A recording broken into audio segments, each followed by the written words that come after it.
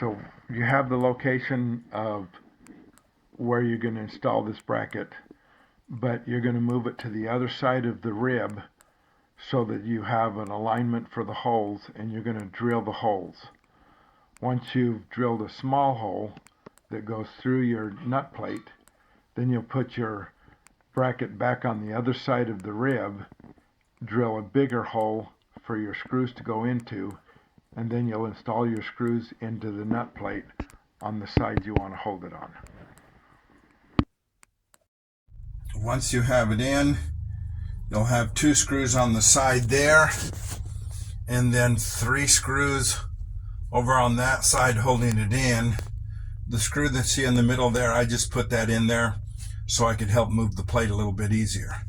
At this point, you'll take your servo and mount it into those 4 holes, and then we'll set up the bridle cable.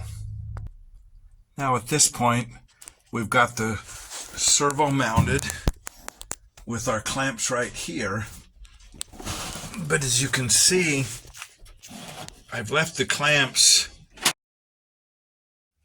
with the clamps installed, but as you can see, the clamps are movable.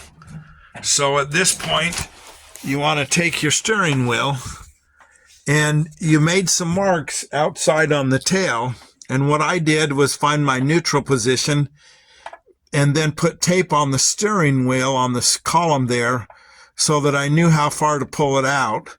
And then I pulled it out using that strap right there to hold it in the neutral position. So now at this point, with it in the neutral position, you can go ahead and pull these straps, these clamps out to where they're tight.